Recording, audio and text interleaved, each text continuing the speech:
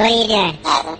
Nothing? Why not? I'm trying to get on this Lifestyle Radio website. Sounds like a cool website. Yeah, it's alright. Oh, wait, I might have it. You might have it. You're listening to Lifestyle Radio. The opinions expressed during this show are those of the individual participants and do not necessarily reflect the opinions of their associated organizations or Lifestyle Radio. You like music, you like weed, well, we gonna be good friends indeed. This is how much I like more than smoking trees. They'll make you dance the do-si-do and teach you how the chiba grows. Smoke a bowl on the 420 radio show. On Lifestyle Radio. Hello. No, sure. Everybody mutes their mics the minute we start. Mine's not muted. I'm here. What? Oh, hi, ready to Chris. go? Come on. We're all here. There we go. Left, right, left, right, left, right. Now I've got many voices in my head. Give me a minute. I'm doing that without medication. Without medication. Well, actually, no, I have medication for that. Ross and Marcel and Lori and Chris are here, and Cheryl T Rose is here. Hi, Cheryl. Hello, guys. How are you? Hello. Great. And Lori left us because Lori's not feeling well. Oh, Lori left us. Because apparently she is Batman. So yeah, we got her to say, "I'm Batman." I should have hit record. I should have, but I didn't. So Get better, Lori. We're going to be talking tonight about CBDs and shit, I believe. And shit? Yeah, and shit. A whole bunch of other shit. That's Marcel's department. Yeah. Come on now. Don't be stepping on my toes. I saw the post with all those suppositories. Yeah, eh? Did you? Yeah, Up yours. Yeah, up yours. Up yours, yeah. So, suppositories are a good thing. We have a bunch of stuff that we wanted to talk about. I know Cheryl has a bunch of stuff that she wants to talk about. I'm sure Chris has the news. We're going to be featuring music tonight from Royal Kush Band, because I like them.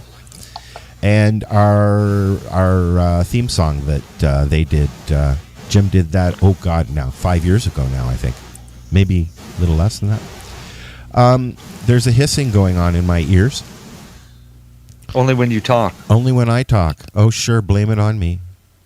It was Ross. It was Ross because he just muted and it stopped. And he fixed it. He fixed it. Yeah, we got Ross's number. I was actually sitting here going... See, and it starts again. See, there it is again. Yeah.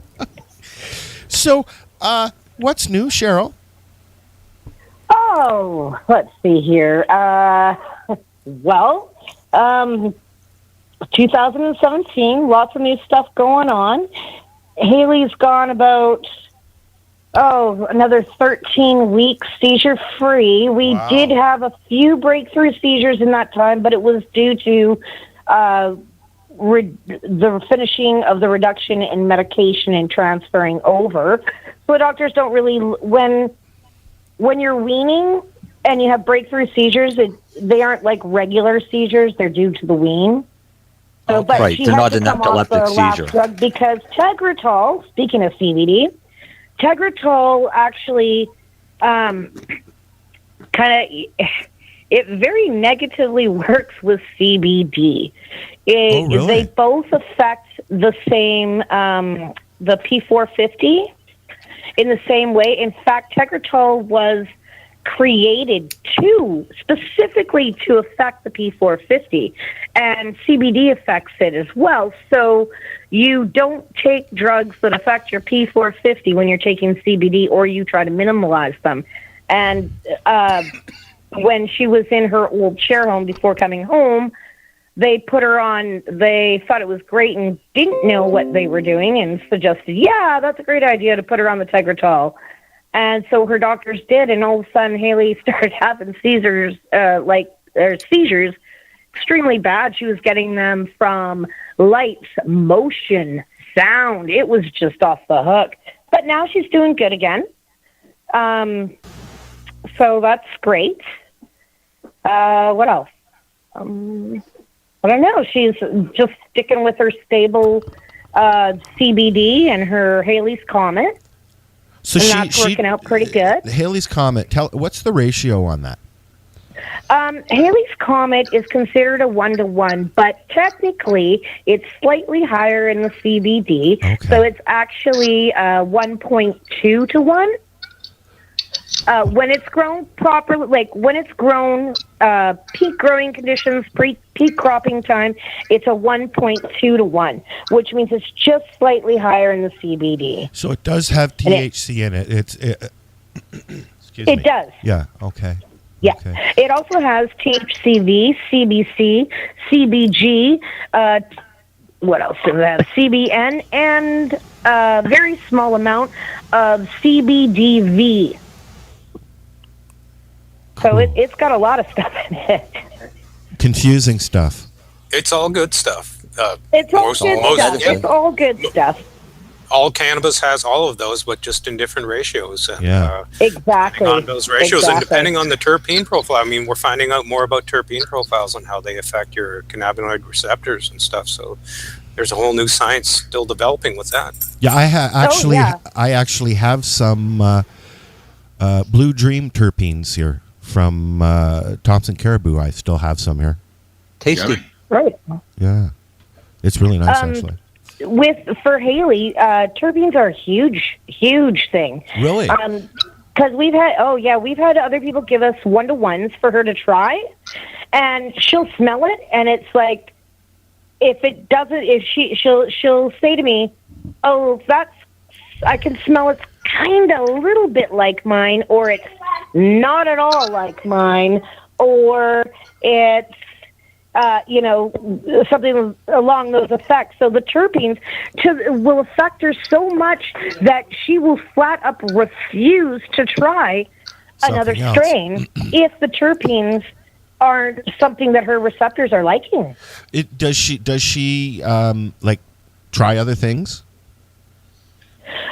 She does, if I can get her to. Yeah. But I mean, really, if Hayley smells it and it doesn't have, and she looks at me and she goes, "No, I don't want that," I'm not going to push it. Why would I do that? not. You know? Yeah. Obviously, her body's telling her, because she can pick out strains that have similar, and I believe that they probably have similar terpenes in them that are similar to what her medication is. Otherwise, she wouldn't want them.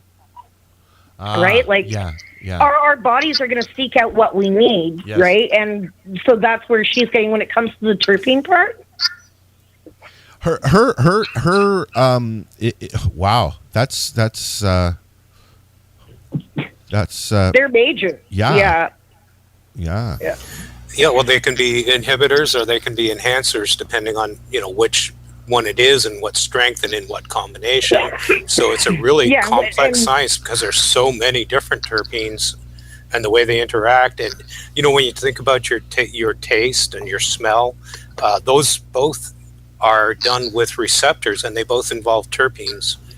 And they send messages to your brain through receptors, and those same terpenes actually prep your CB1 and CB2 receptors to absorb the cannabinoids. So, there's so much. I'm fascinated by that whole subject and interested to see where that science goes because, like some people, like I do a lot of testing for people, and there's a lot of times I'll test something, one strain at like 21% of THC and another strain at 21% THC, but they're two different strains.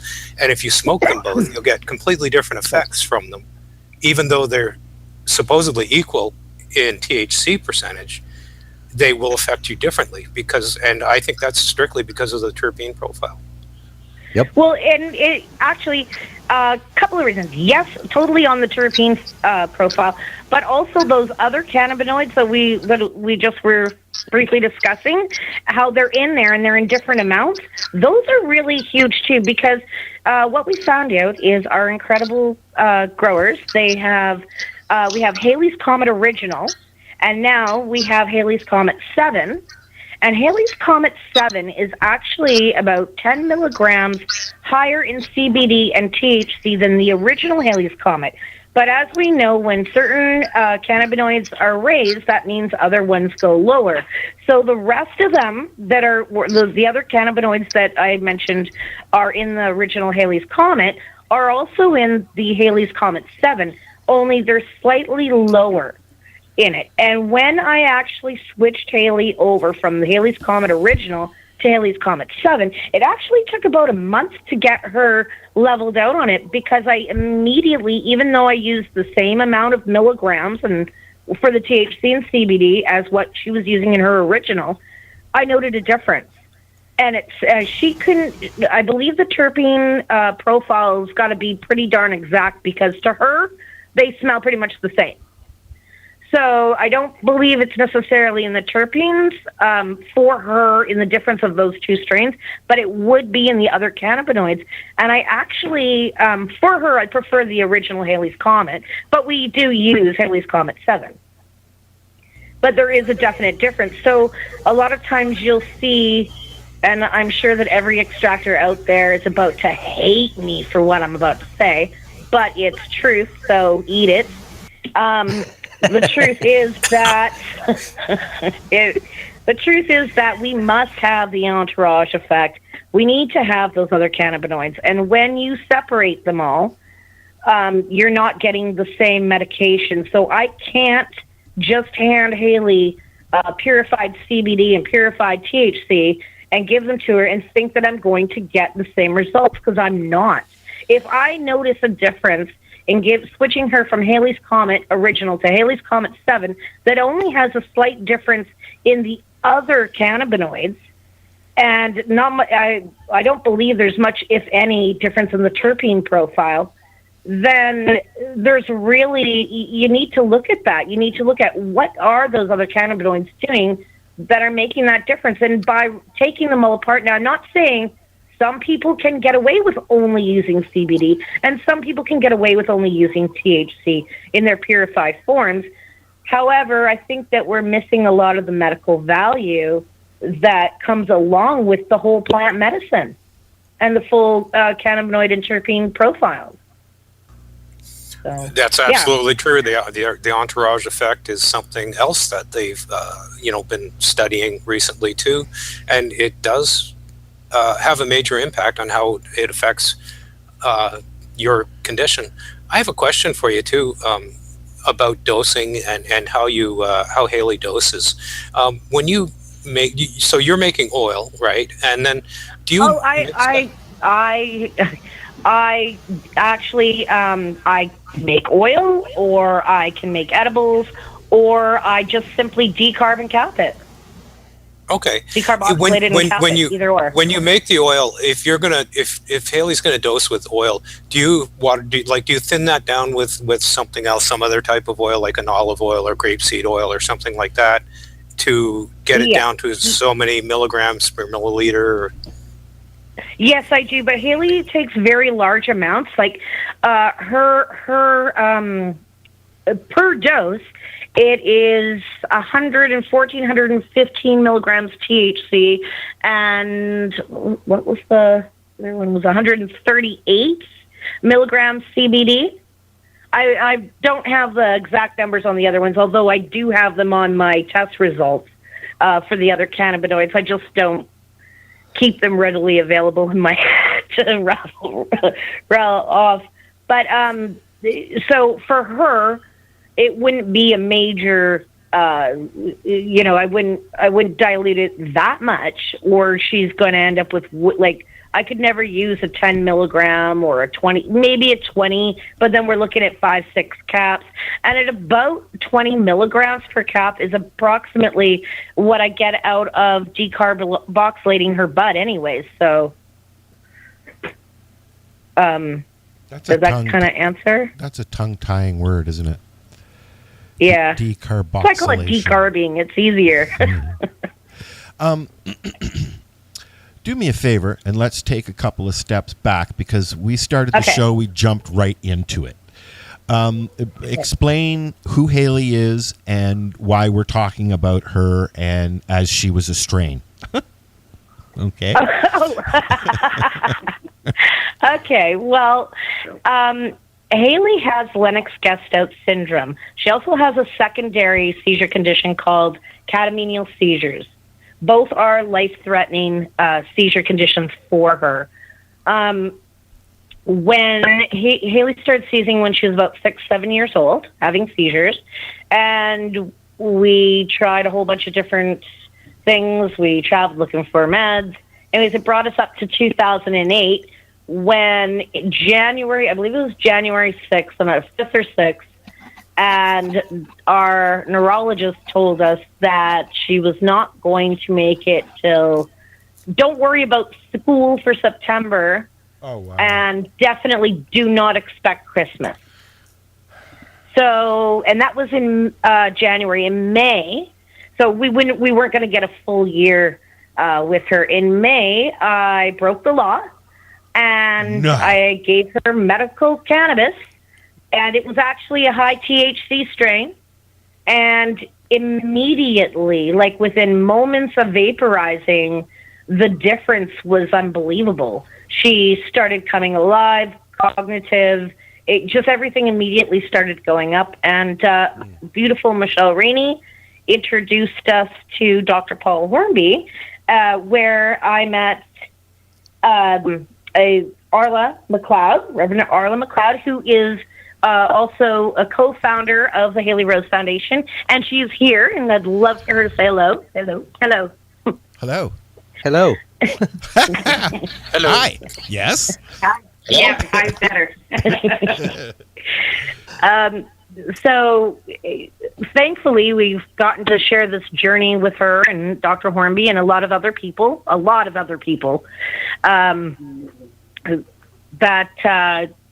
we were going. Okay, so we started going to see Dr. Hornby, and within a couple of days, this wonderful growers that I consider them family, they showed up at the particular club at the time, and they brought in this strain, and Dr. Hornby tested it. And from what I've heard, the original breeder was in the room with him when they were running it, and the CBD just kept going way up on that on the HPLC there, and they couldn't believe what they had found, and they were pretty emotional about what was happening. And immediately I got a call from Dr. Hornby that I better get Hayley in there because they had something new for her, something that everybody was just taking away, because when I met him, he was actually telling me that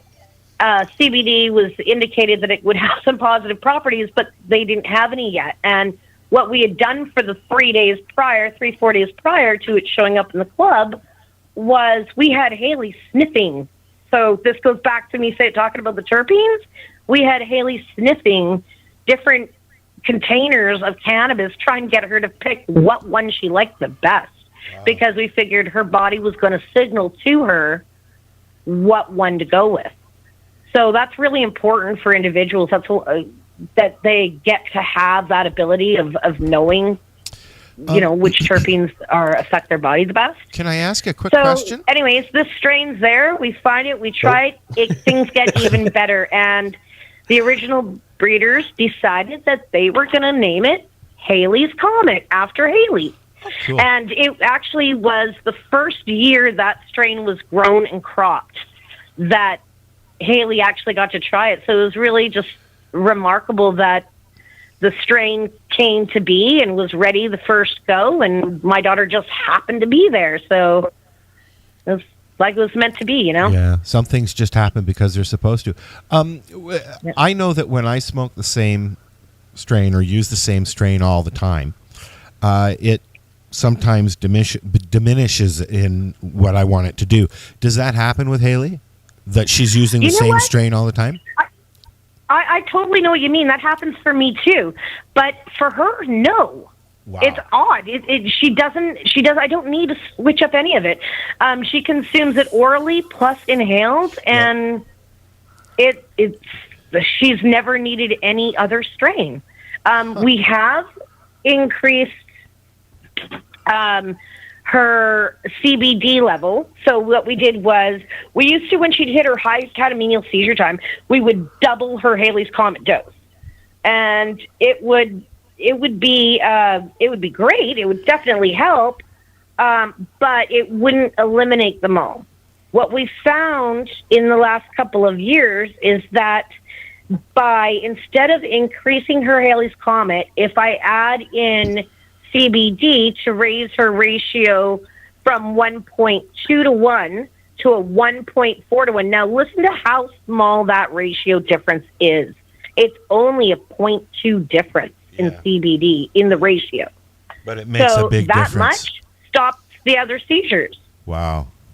It stops them from breaking through. We can notice a bit of activity, but they're not breaking through.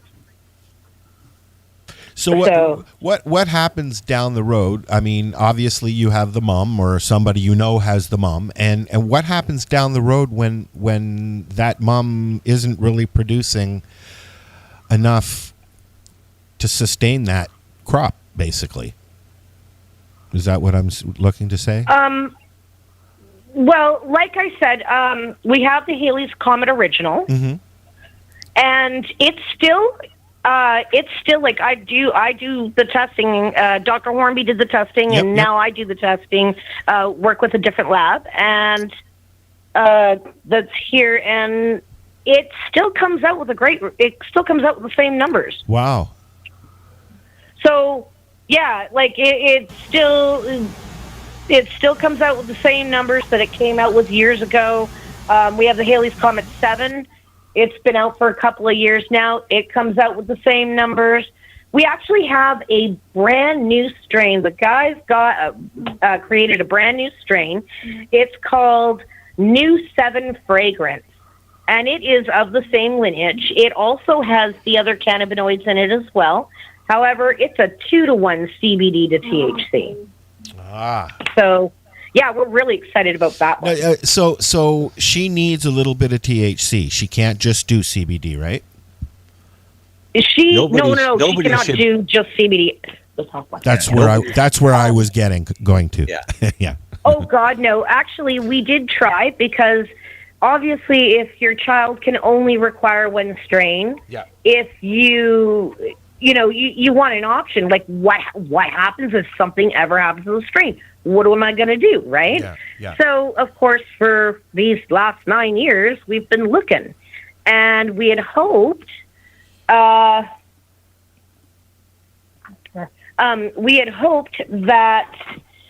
we would get to, find something that would work. So we tried just giving her CBD. Well, right away, she just started declining within like an hour or so. As soon as it started affecting her body, she started declining. She couldn't go without just the without the THC. I had to immediately add THC back in, and I had a high THC product at the time that Hayley prefers of THC products, which I had done a test years ago on her with THC, and she actually has a specific THC strain that she likes. So if there was ever an emergency, that'd be the strain I'd try to get a hold of. It's the fallback. However, mixing that THC and a CBD strain, after a couple of days, she will start seizing. Like it breaks down. It doesn't hold that seizure control. I think that has to do with the terpenes and the other cannabinoids that are not there. Could you not split it up between? You would think it would, right? Could you not split it up in between, and kind of make your own, like mix a little bit of this and a little bit of that?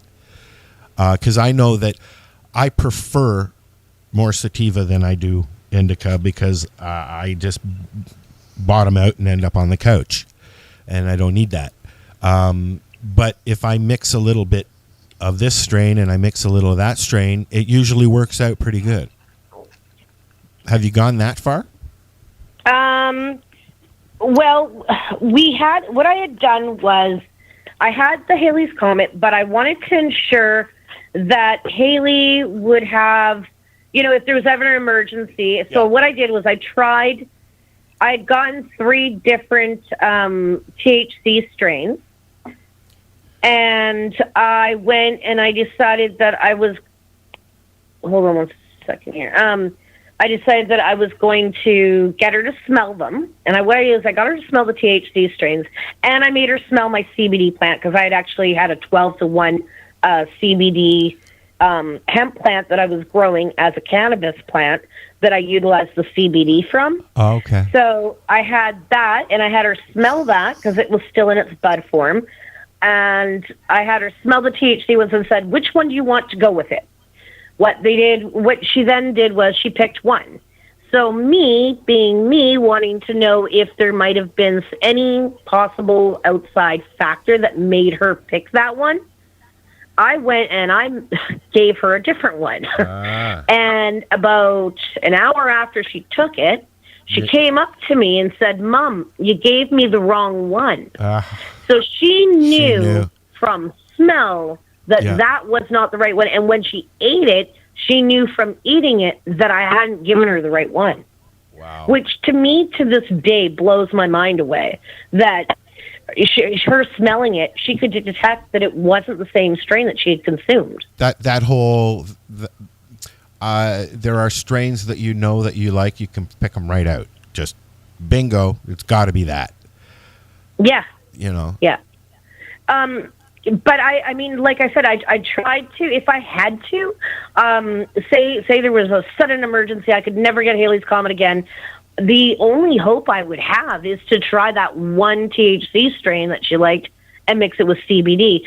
And the problem is we did do that as a test to see what would happen. And what happened was it held the seizures off, but not that well. They ended up breaking through. You could see the decline, only it wasn't rapid like it is if she misses a dose. It wasn't rapid like if I only gave her CBD. And it wouldn't, she didn't have that. It wasn't as fast, but in a matter you could start to see the issues going on, and by this day 2, you could see by day 3 she was having seizures. So rather than a 24-hour period, it held it off maybe 24 to 48 hours. It delayed things. Not even delayed, it just slowed it down. So I don't know what I would do, quite honestly. Yeah. Let's hope you don't have to find out. Yeah. Well, let's hope so. So that never happens. I know that you have some other people there, and you want to talk, with them about their things and your everything and stuff like that. So I think what we're going to do is we're going to take a quick break. We're going to listen to some new Royal Kush Band. This is Brown Dirt Warrior, and I kind of like it. So you can check them out and find them on Facebook. Just look up the Royal Kush Band. We'll be right back. It's the 420 Radio Show. If you ain't in the chat room, come on in. I'm going to play the little commercial that I did with Hayley, just so you know. Sorry, awesome. Yeah. We'll be back in a few minutes.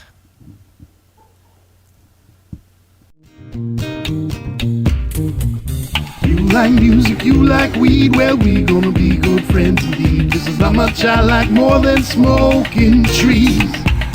They'll make you dance the do-si-do and teach you how the chiva grows. Smoke a bowl on the 420 Radio Show. On Lifestyle Radio. I'm feeling really, really good and very strong and very happy that I am now almost free of seizures, and 48 for 48 days. So I feel so much stronger and better, and much more better than I ever felt before in my whole entire life. This is like the best day ever. This is like a dream come true. Tune in to the 420 Radio Show, Fridays at 7 p.m. Eastern Time, with Marcel, Lori, and Al, along with their guests, Tunes, 420 Seconds of News with Chris Backer, and weekly grow tips from Ross Middleton of BMA Hydroponics. Pull up your couch, grab a coffee, light up and join us right here on lifestyleradio.ca. Hi, it's Deb from BMA Hydroponics. Whatever you are growing, from vegetables to medicinal cannabis, we have everything you need to succeed. From seed to harvest to processing and extracting, we carry all the brand name products that will help you produce, process, and consume high-quality medicine. Our knowledgeable staff of qualified growers have decades of experience with home production, and all possess either MMAR injunction status or an ACMPR registration certificate. We offer the largest variety of products available anywhere, and if you don't see what you're looking for, just let us know and we'll find it for you. Visit our store at 404 Maitland Drive in Belleville, Ontario, or visit our website at bmahydroponics.com. We can be reached at 613-967-9888, Monday to Saturday from 10 a.m. to 5 p.m., or find us on Facebook at facebook.com/BMAHydro and drop us a line at BMA. Our motto is, your success is our success.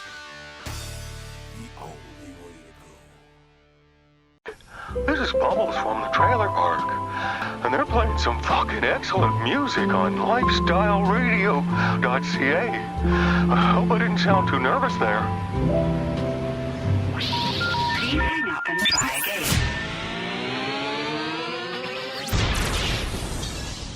You're listening to Lifestyle Radio.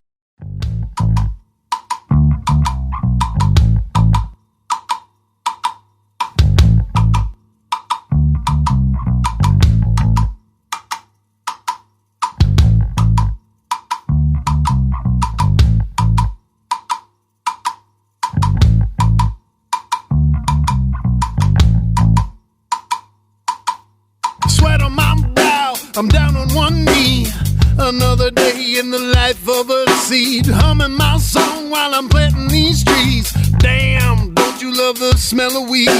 Won't find me kicking up my feet in some royal palace. I spend my day trying to pull my weight, live and die by the callous. I got that hard drive, a 9 lives, baptized in the highest of highs, rolling these bushes, renders, oils, and hashes. Roll it up quick, it gets cinder and ashes. Butts in the front, the nugs in the back, the water's in the jug, and there's lunch in my pack. My motivation's motivating me, cause it's 110 degrees. Roots go down and the sun comes up, then comes the knowledge and experience. Ganja farmer, keep your head down, the harvest isn't here yet. Fix the soil, I pray for the rain, I hope those thieves don't come back again. Gonna show you the ways of brown dirt, throw up your hands and let me hear ya. It's that time of year, soil's ready to go, I'm ready to grow, some plants line them row by row. It's a clean slate, legislative gate, while they pass laws, I pass vegetative state. So I keep my ears open for the cops flying. Kush poachers might get popped for trying. They need to respect the trade. Shovel full of dirt and I reset the spade. Buds fattened up nice, it's the advanced nutrients. Smelling ripe like the plant is a doobie, but its harvest isn't here yet. So don't crack no beer yet. The trichome's still clear, yes, but this kush gon' be serious. Let us show you the ways of brown dirt. Throw up your hands and let us hear ya. Roots go down and the sun comes up, then comes the knowledge and experience. Ganja farmer, keep your head down, the harvest isn't here yet. Fix the soil, I pray for the rain, I hope those thieves don't come back again. Gonna show you the ways of brown dirt, throw up your hands and let me hear ya.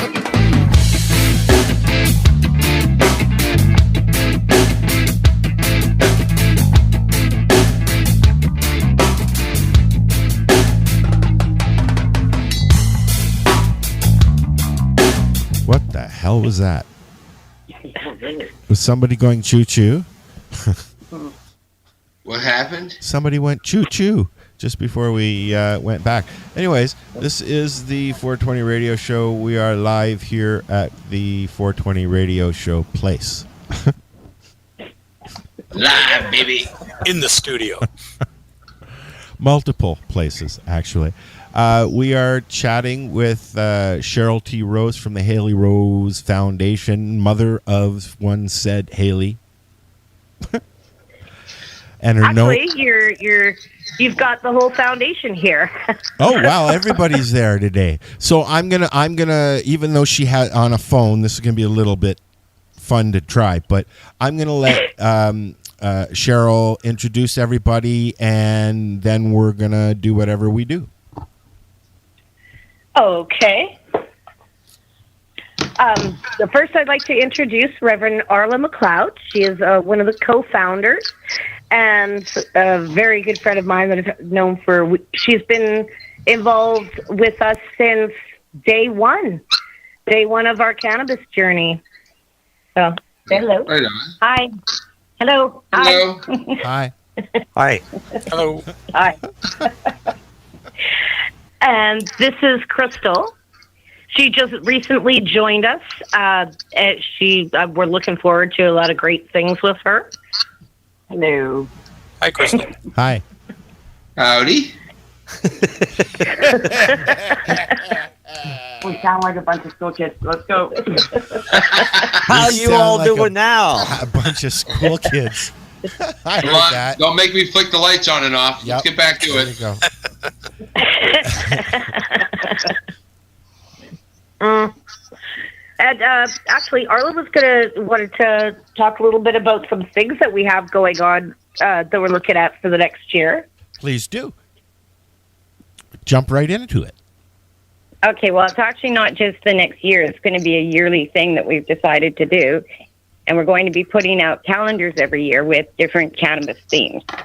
And our first one for 2018 is to empower our beautiful women in the cannabis community.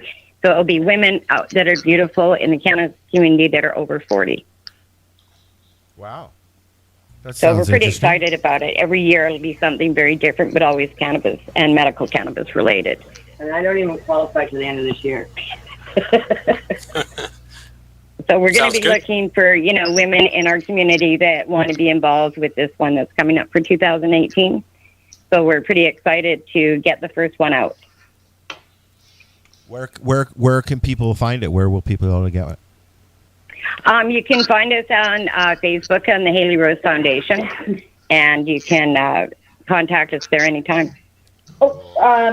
Our email is Hayley Rose Foundation, and Hayley is spelled Hayley, and it's at gmail.com if you want to email us. And we probably won't be doing have any pre-orders or anything out until the springtime. It'll probably come out, say, late summer, early fall for actually a full next year. It'll be a 2-year. No, it's for next year. Yeah, sorry, my bad. It'll be out for 2 weeks. Yeah, 2018. That's what I was trying to say. Cool. Sorry, I'm just reading notes. So, are you guys going to be working on the website and putting stuff up on the website? What was that, Ross? I was just wondering about the website, if you guys are going to be updating the website and putting some more stuff yes. on there. The website is HayleyRoseFoundation.org, and it does need to be updated, and we are getting on that. We have a whole bunch of things that are going to be coming out over and changes on the website with information and accessibility and how to find us and what we do and what we're about. I guess I could bring that up a little bit right now. That was perfect time. Sure.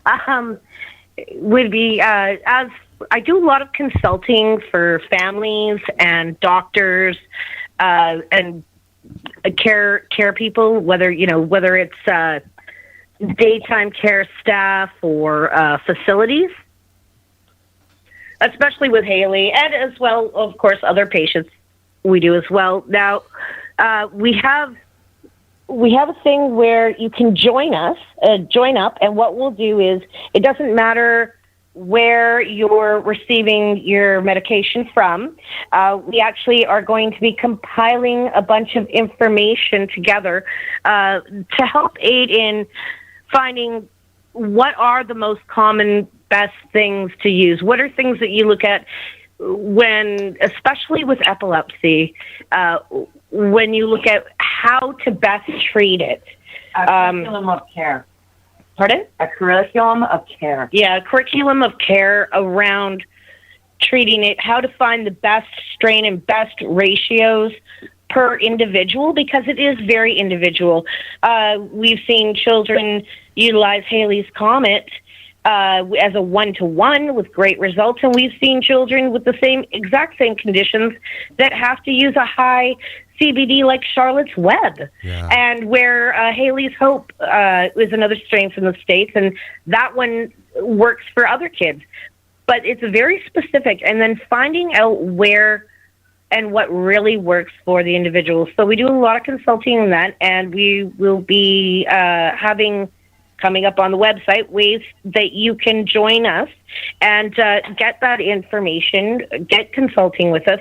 We have logs and stuff to easily track it so that you can and we can. And there's we like to work with your doctor now.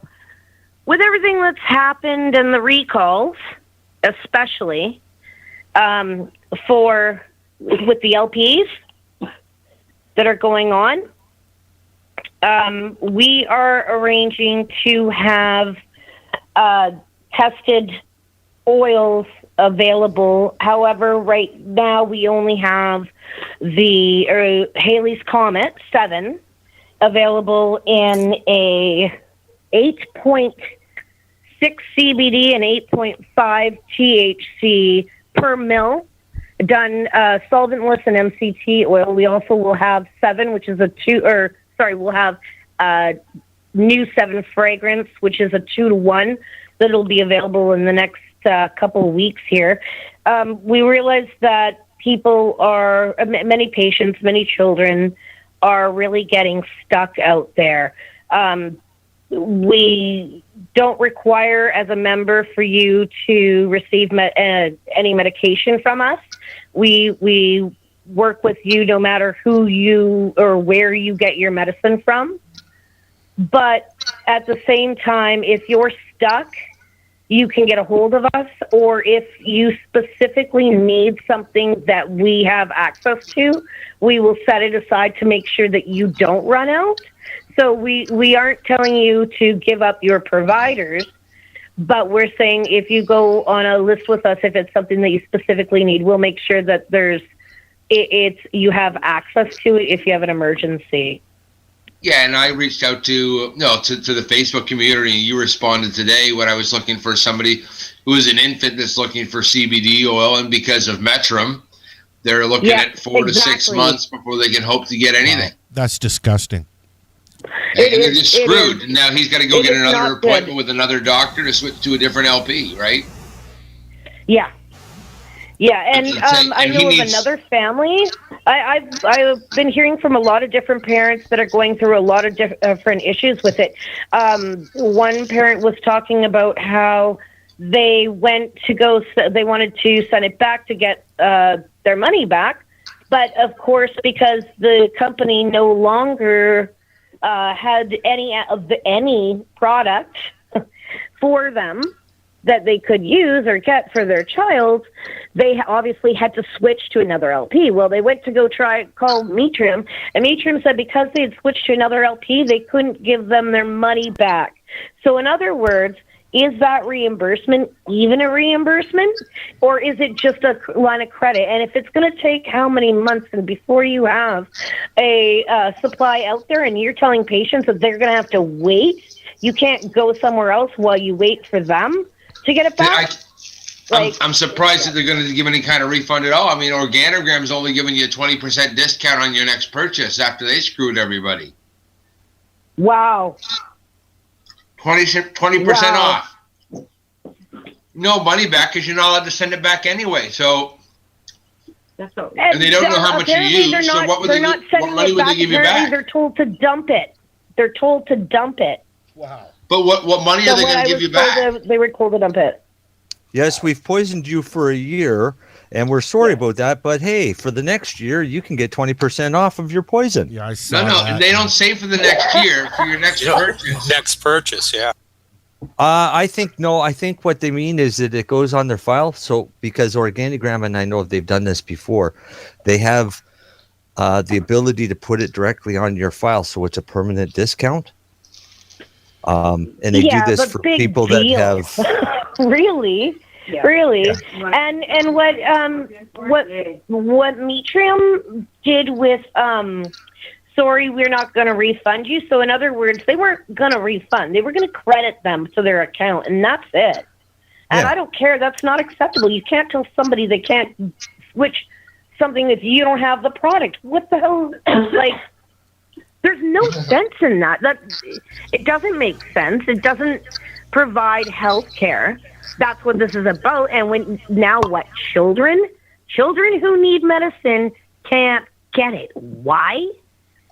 Because they have this major recall. How is a recall that long though? How do you have that happen? I think they're being bullied. That's a good, can't say that's after a good getting question, kids Marcel. sick, I mean, you know how long it takes to make some oil, right? It doesn't Right. take 6 months. And some conditions are so very strain specific. Like if you use cannabis for pain relief, I mean, one strain works, another one works kinda, maybe not quite as good, but it's all right. Well, when it's seizures, you have seizures or you don't have fucking seizures. Yeah. And that's it. Yeah. So it works or it doesn't. There's no half-ass with it. You got to have the right stuff. Yeah. Thanks. And it's serious. It's nothing to mess with, and they're messing with people. Yeah. Although when you have chronic pain with the wrong strain, you may get inadequate pain relief, but sometimes you have to have the right strain to keep from being sick every day.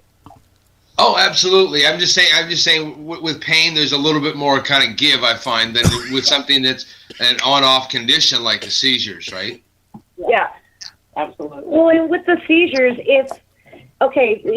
first off, the first thing you look at is the ratio exactly the same, and then you look at what else is in that strain as well, because there are other factors. Not every strain is different, and we all know this. Did you hang up on her? Did we lose her? Some people can easily, even some children can easily use CBD or THC we lost you or there. a combination. Others cannot. So why are the children being put under that? Why are there laws preventing anyone and everyone? Like, why can't parents just easily have access to it? There's been so many restrictions. I realize that patient growers can grow. Yes, true. But by the time you get to those, it's just. Not everybody can grow. Not everybody is able to. That's why they go and they're, at the time when a lot of these parents started applying, they applied straight to the LP because there was no AMPCR or CPR or whatever the new one. Right? There was none. There wasn't that one. So they applied straight to an LP. So they didn't even start growing. Some of them were lucky enough to start utilizing medical cannabis before that. But what if it just didn't fit your lifestyle to be able to grow? And now you've got a year recall, almost, and you've got other recalls, and these are sick, frail kids. We can't be just...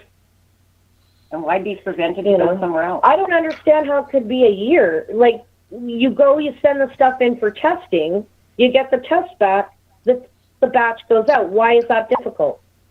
I'm not understanding what was missing in that, right?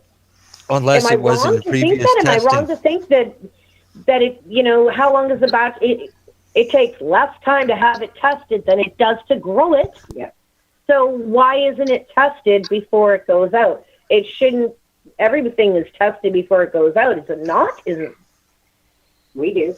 What's with the regulations? They're the things that they, I don't agree with Health Canada's regulations on growing. First off, even for the LPs, and all the restrictions on it are really not. Safeguards. They're not really any good safeguards. No. You don't agree with Health Canada? What? Pardon? I said, you don't agree with Health Canada? What? Yeah, I know, right? Really?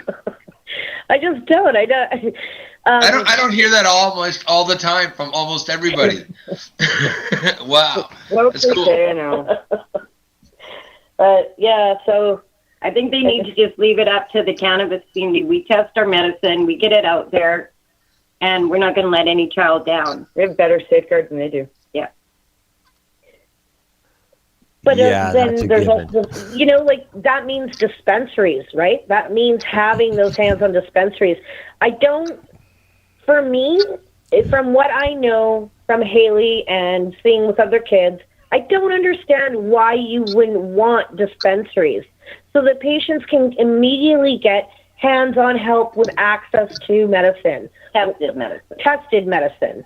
And they can try it right then. If they need to get a new one tomorrow because that's not the right one or it didn't work as well or whatever, they go back the next day.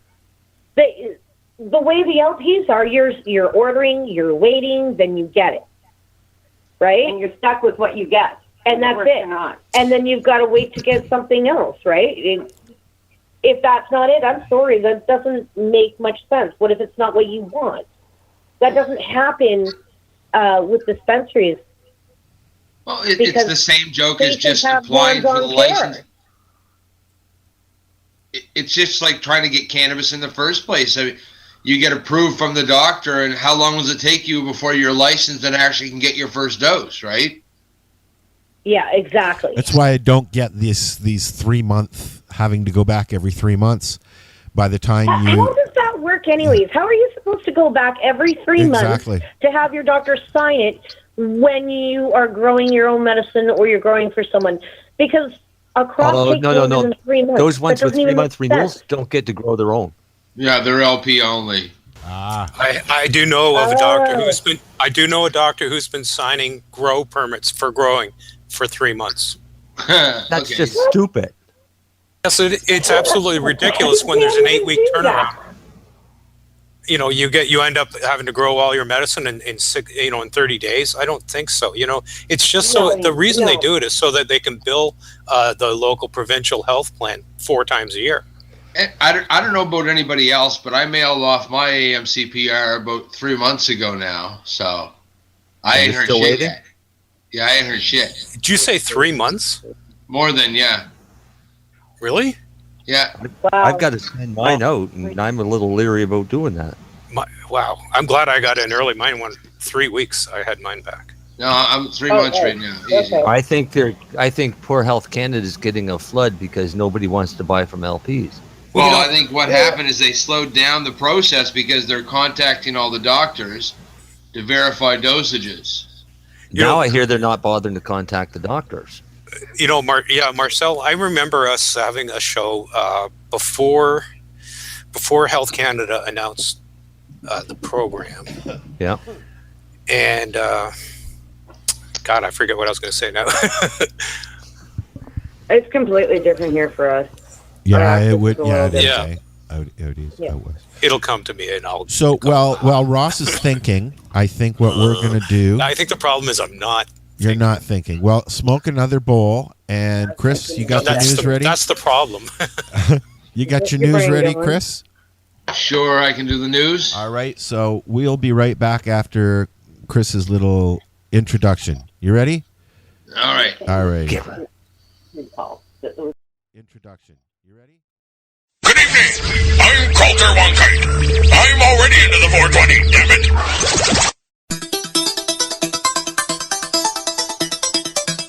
You might have missed it, but for a brief moment in the wee hours of 2017, the iconic Hollywood sign in Los Angeles was altered by a merry prankster looking to ring in the new year with a bit of hilarity. At 3 a.m. on New Year's Eve, one courageous and foolhardy individual climbed the mountain to the sign, perilously scaled the ladders and artfully draped tarps over the O's, intentionally changing the sign to read Hollyweed. The recent passage of Proposition 64, some have been speculating that the alteration was made to celebrate the newly legalized state. While the world, particularly those in favor of California's legalization, guffawed at the mischievous vandalism, authorities were not laughing. By 10:45 a.m. the next morning, the sign had been restored. The sign, erected in 1923, has been and will continue to be altered and edited many times. The edit Hollyweed first appeared in 1976 and everything from Holywood, Easter in 1976, and Ollywood for Oliver North in 1987, and many more have been done. And here's the next creative act of civil disobedience. And oops, it happened again. Kim Davis said she was surprised when she was sorting through her mail last week and saw in bold letters in an envelope window, "Re-cannabis for medical purposes." The unopened letter was addressed to her husband, a veteran who has recently started taking cannabis edibles to treat symptoms of his post-traumatic stress disorder. Veterans said their families are expressing concern about the letters, which reveal who may be using cannabis to treat health problems, breaching their privacy. It has breached the privacy on all different levels. If you follow Privacy Protection Act for healthcare professionals, it breaks that, said Davis, who lives in Lawrencetown, Nova Scotia. The letter was signed by Veterans Affairs Canada, but arrived in a Medivie Blue Cross envelope. Davis said the envelope outed her husband as a medical cannabis user. There are 3,000 veterans in Canada who use medical cannabis. The letter inside the envelope outlined their stricter limits from Ottawa on medical cannabis for veterans. A similar incident happened in 2013 when Health Canada sent out envelopes marked Marijuana Medical Access Program to medical marijuana users across the country. That case is still before the courts. And I just pulled this personally from the Branch and McMaster website, and it's about the medical marijuana privacy GAF class action, updated December 13th, 2016. I know it's a little late, but I still hear people asking the question. The Government of Canada appealed the July 27, 2015 certificate order. The appeal was heard by the Federal Court of Appeal on April 5th, 2016. And by judgment delivered on June 24th, 2016, the appeal was allowed in part by certification order was upheld with respect to the cause of the action and negligence and breach of confidence. We are in the process of settling the terms of the certification order, and the next steps are to issue notice of certification to class members and secure a trial date. If the class action is successful, class members who received the November 2013 letter from Health Canada in an envelope that referenced the Marijuana Medical Access Program may be entitled to compensation for the breach of their privacy, damages for emotional distress and inconvenience, and or compensation for out-of-pocket expenses. And that's what's happening there. And Canada's well-financed medical cannabis LPs boast that they're pioneering the very best industry standards in the world. Now, this claim to fame has been besmirched. The first scandal to blow up last week came at the Globe and Mail expose on a Southern Ontario-based Metrum Health Corp. It revealed that a controversial pesticide that's banned in Canada has been found on an unspecified amount of Metrum's products. The chemical in question is mycobutylin, which is known to emit hydrogen cyanide when smoked or heated in other ways. This comes on the heels of a recent recall involving another banned pesticide, pyrethrin, which was found in some of other Metrum's cannabis. The other scandal involves Organigram Holdings. As of December 30th, the New Brunswick-based company announced that it's doing a recall on cannabis it sold as far back as August. That's problematic. After all, who buys cannabis for daily use to manage chronic health conditions, but doesn't use it for at least 5 months? Now, however, as of January 9th, it seems the recall goes as far back as February.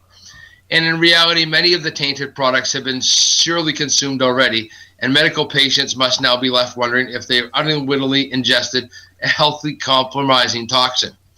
In the beginning, Organigram wasn't saying what the offending chemical was, but it reassured customers and shareholders that the contaminant is not likely to cause any adverse health effects or consequences, But sadly, this isn't the case, as subsequent testing identified additional lots containing residual levels of the mycobutylin, and or bifrenzenate, that exceeded any of the levels permitted in food production for these two pesticides. And here's a list of the 10 largest by market cap U.S.-listed cannabis companies. 9 are biotech pharmaceutical companies. Only one of the companies actually touches the plant. We'll let you figure out which one it is. Worth noting that in Canada, the 3 largest weed companies are all growers, and they all qualify for a place in the largest cannabis businesses in North America. The data provided by Viridian Capital Advisors is accurate as of December 21st, 2016. Number 1 is GW Pharmaceuticals, leader in the cannabinoid-based medicine, specializing in the treatment of rare and catastrophic forms of childhood-onset epilepsy.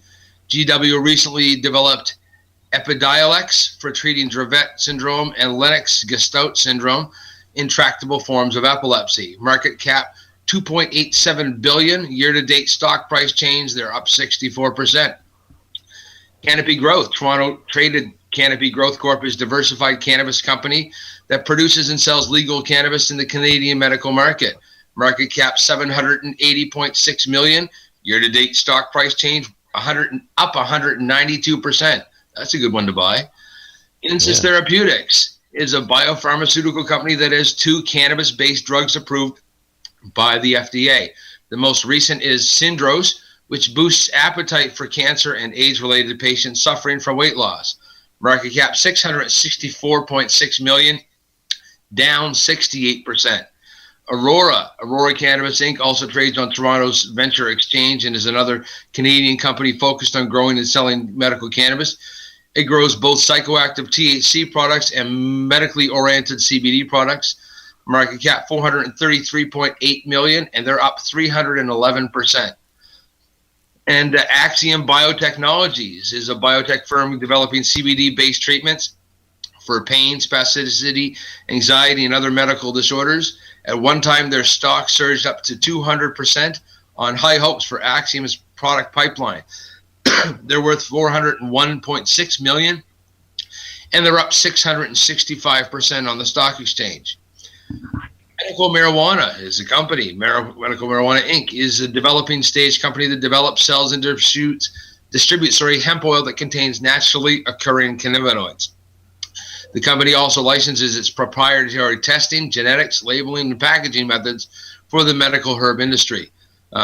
Medical market cap $380.1 million, up 281%. Corbus Pharmaceuticals. This is a clinical stage pharmaceutical company currently developing a synthetic oral CBD mimetic drug called Rucinab, which reduces the symptoms of systemic sclerosis, an autoimmune disease in which inflammation from the immune system leads to progressively worse fibrosis. And until, from what I know recently, there has been no cure or treatment. Market cap of $375.5 million and up 410%. Afira Inc. also trades on Canada's Venture Exchange, is another grower and seller of medical cannabis through retail stores and wholesale distribution. The company recently signed an intellectual property transfer deal with an Arizona MMJ grower. Market cap $373.6 million, and they're up 286%. And Arena Pharmaceuticals is a biopharma company that developed and distributes weight loss drug known as Belviq. Arena makes this listing on the strength of a new cannabinoid-based pain treatment, $340.6 million, and down 20%. And last but not least is Canna Therapeutics. It's a clinical stage biopharma company developing and selling treatments for pain and pruritus. In addition to the preclinical cannabinoid candidate, Cara also has a pain management treatment in late stage trials. Market cap $251 million and down 43%. And that's the news, and back over to you guys. Thanks. I think Ross remembered what he was going to say to Marcel. Yes, I took your advice, Al, and I did smoke a bowl, and it came back to me. Marcel, what I was going to say was before they even announced the regulations, we were on the show and we were discussing, some of the possibilities, and you were being pessimistic about what kind of program they're going to be putting in place because you were watching some sort of I don't know if it was a website or something where Health Canada advertises for people for jobs, and they weren't advertising for jobs. Do you recall that? Yep.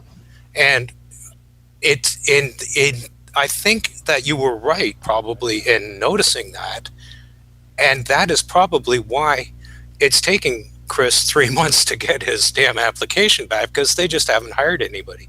Right, exactly it. Because normally what they do is they use a call center. They'll hire a contract out to a call center. So back when we had the MMAR, those weren't Health Canada employees you were talking to. They were a call center reading a script. Mm-hmm. Remember when they all got caught using Facebook and not doing their job? Uh-huh. That was creating all of that long delay back then. They basically had to switch out call centers and get another call center to actually do it. So they didn't actually have staff at Health Canada that was processing the stuff? No, the Health Canada managers. I think when you call computer support and you get somebody in India for your computer support, right? All right, you're still talking to somebody that has the power to make changes, but they're making them on behalf of the company. But it's a contract, and it goes to the lowest bidder. Really. That sounds kind of strange to me, though, when you're talking about, people's medicine, and you're talking about a government organization like Health Canada. How can you just slough that off to some call center? Because we all know what caliber of the people. No offense to anybody who works at a call center, but I've talked to some people at call centers that were not completely swift on the uptake. I'm sorry. It depends on the call center, because a lot of there's call centers out there that everybody that works there has gone through high-level security clearance to be able to do these call center jobs for government entities and things like that. Security just means they're trustworthy. It doesn't make them smart. That's right. That's true. But seriously, how often have you talked to somebody at Health Canada that was smart? Actually, there was one person there that I've talked to like probably 6 times now. Her name's Nicola. Hi, Nicola. But she's a manager. Well, she was actually working for Health Canada, because whenever I asked her a question that she couldn't answer, she would put me on hold for a few minutes and go talk to her supervisor and get it clarified, and then come back to me with a clarified answer. Right. Or check her Facebook page. Yeah, or check that too. Right? Yeah, Health Canada's Facebook page, right? It's got 45 likes now. My very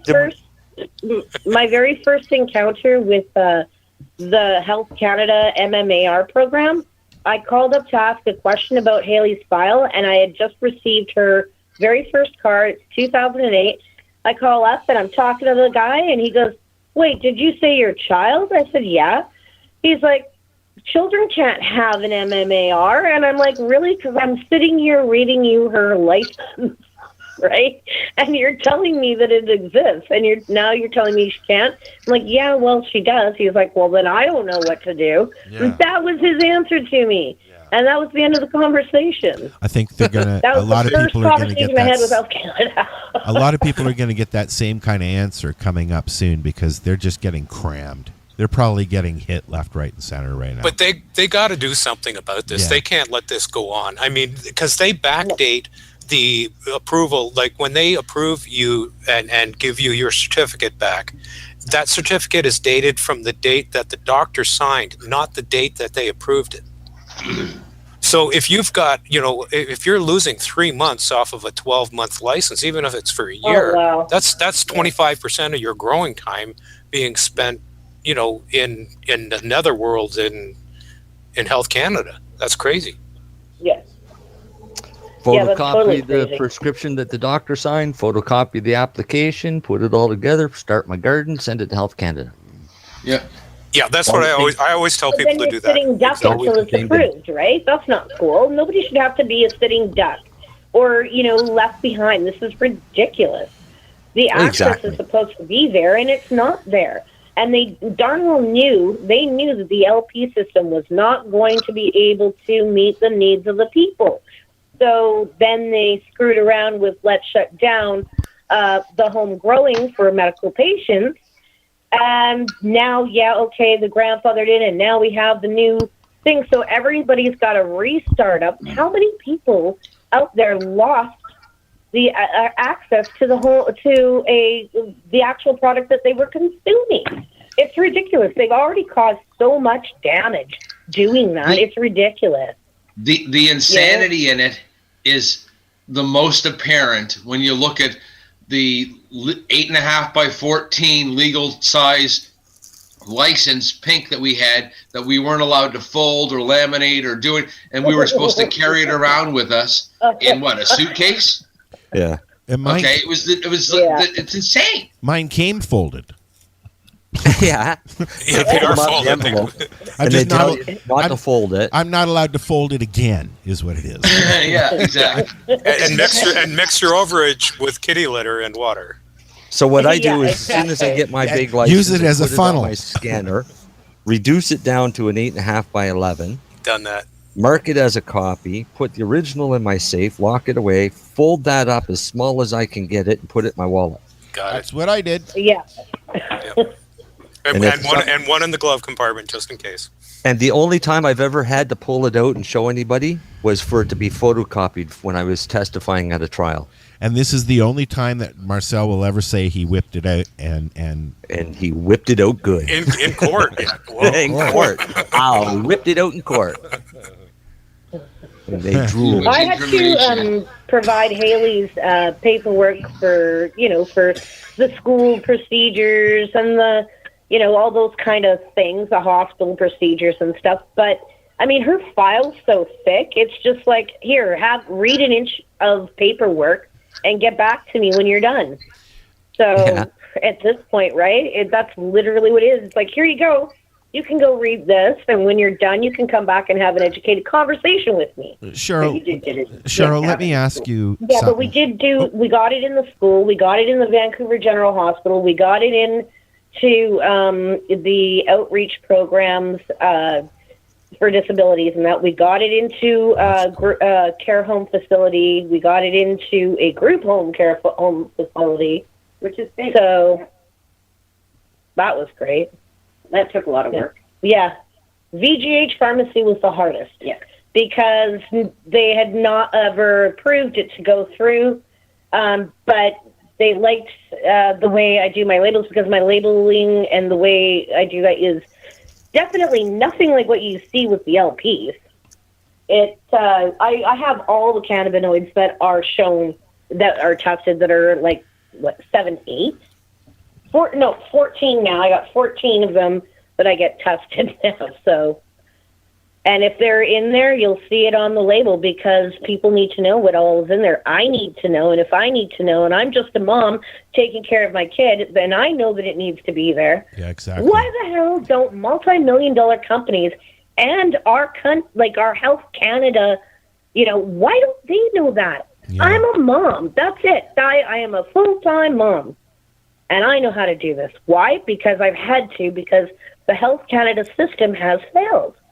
And although there are some good things, there are some really screwed up things that are actually harming people. And we're seeing it harm them time and time again, whether it's privacy or access to medicine. That's why labeling is important. It shows exactly what's in the medicine and that it's been tested.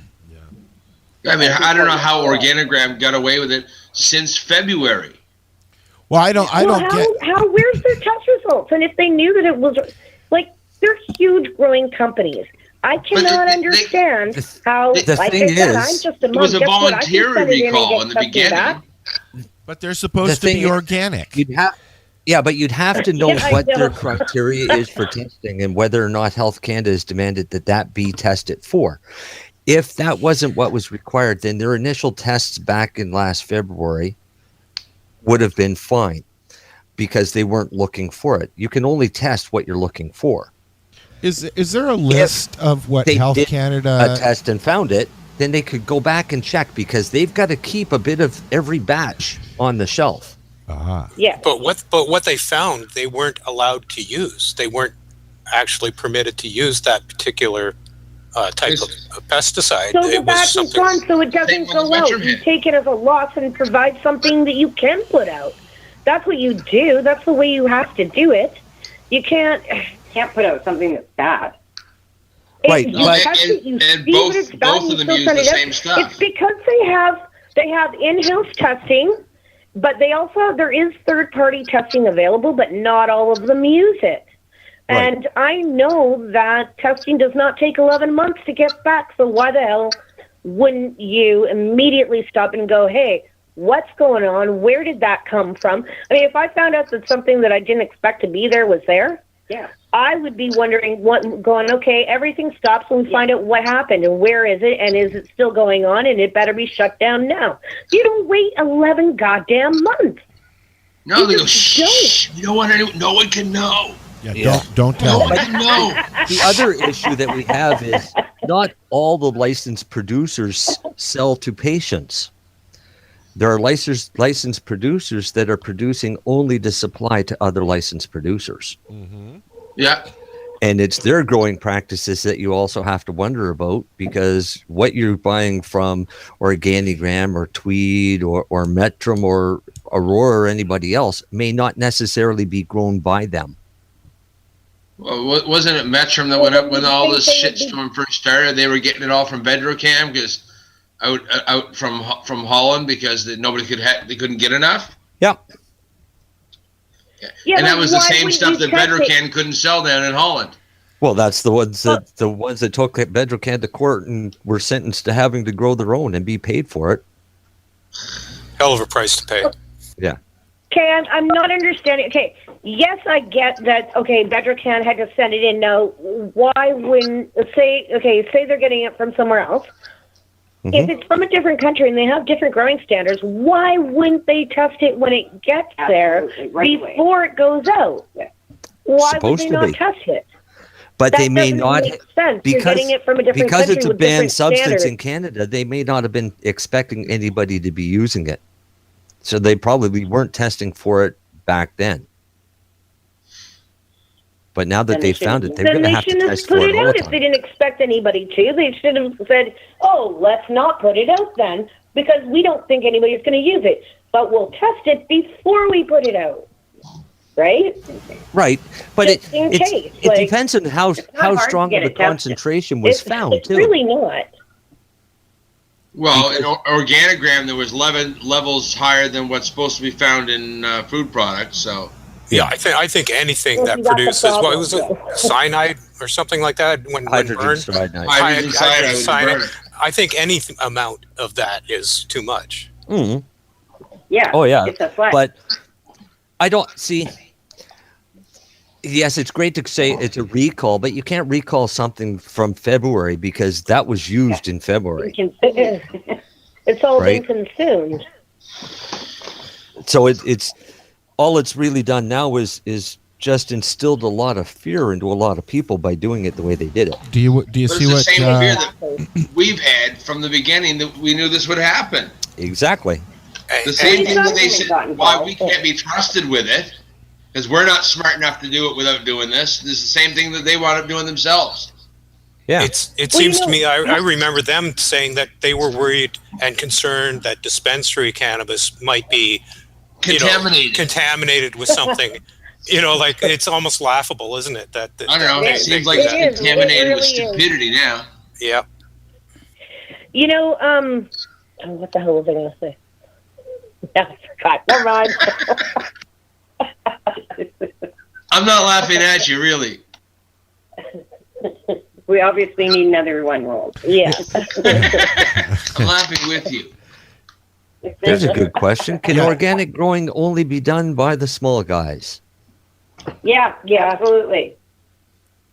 I Or think. is it, can organic growing only be done by the small guys, honestly? Yeah, I think that's what it Yeah. is more of, is an honesty thing. Anybody can say they're growing organic and still use pesticides because they'll claim I it. Well, think it's the an community organic cares more pesticide. about people and how medicine is reacting for them than these people that have already messed with so many and trying to recall something that's already been ingested. We care before that product goes out, that who it's going to, that it's not going to hurt them. That's important to know. I would not want to be responsible for a bunch of sick kids. That would be a horrible thing to have on your head. So before we do anything, everything is tested. It doesn't matter how much it costs. We're a very small organization, but we still test for everything. And if there's an anomaly there, then we pull it. Why? And, until we find out, everything stops. And I don't see why these big companies can't do that. I don't know how they live with the guilt. I mean, you've got somebody that's coming to you, with a life-threatening condition, whether it's cancer or whatever, and you sell them garbage, or epilepsy, and you sell them garbage. It's disgusting. It's painful. It really is. Who looks after holistic products in Canada? Is it the health Well, department? there was a big thing that just happened there a while ago because I think it was one of the health supplements, and none of them were what they said. Like the ginseng was no ginseng in it at all. Yeah, and that's happened a lot. It was a big revamp. Half that shit got taken off the shelf. It was Jameson, I think. Was it? Yeah, something along that line. I'm pretty sure it was Jameson. They pulled it all because nothing had it. And they had said when they get to the media is, well, we just bought this stuff from China. It says on it ginseng this many milligrams, and we put our labels on it, and that's that. Yeah. That was his plausible deniability, is we didn't know. Then you figure they checked once or twice. Product quality test. You'd have to check once or twice. You'd think that it'd be a law that they would have to check it. Isn't there? You'd think so. There is now. Hey, if not. You guys, you know, I also think about the fact that the actual regulations that Health Canada sets out, even for the LPs on their standards, you know those guys that did the smoke show, right? You know the smoke show where they were testing all the LP weed? Yeah. Mm-hmm. Yep. Well, what they found, I think they did 17 strains. And every single strain, I think one wasn't as bad, but they all had the same characteristic issues. Yep. Every single one. And to me, it's like, oh, okay, at first, people thought it was just the individual LPs. But now when you look at it, it's actually the whole standard. And that whole standard was created by Health Canada. So Health Canada's standard on growing is severely flawed. And them testing that stuff, it verifies that if it's all got the same flaws, there's something wrong with the overall regulations, and that needs to be changed. Because that's just ridiculous as well. And then to add on top, the LPs and the recalls, I mean, this is just ridiculous. How can you do that to people? You just can't do that, right? So they need to change. They need to change all of that right away. What happens to all these people? What's their recourse? Well, they get 20% back if they return on one place, and that's it. No matter how sick you've gotten, that's your answer. What if people start actually showing up that it's caused issues for them? You know what I mean? What if sounds like happens? A lawsuit to me? Well, but it's, I mean, it's, you know, they got to have some protection. Yeah, God, I'm speechless. I look at this as just a stupid move. It's all It's a bad stupid. situation the minute they got involved. It's all stupid. I mean, there should have been. The whole government regulation thing is stupid. Health Canada is stupid. They've got all of these. When you're talking about the natural healthcare products, there is actually a Natural Healthcare Products Act that governs natural healthcare products, sets standards for them. So would not cannabis fall into that? But there's no enforcement. There's nobody going out and checking up to make sure people are following the regulations. Because they could have used that for cannabis, that program that you're talking about. It would easily be covered if they actually monitored it. You're right. Yes, they could. But, you know, and let's talk about what's going on with the LPs and how Health Canada monitors the LPs. They're more concerned about how they're packaging it, what kind of cameras they've got, what kind of security guards they have, what kind of alarm system they've got, how, you know, big their vault is, how thick the door is, you know, and that's what they're concerned about. And that's where they're putting all their efforts into it, while, you know, poison's going out the door to be consumed by sick people.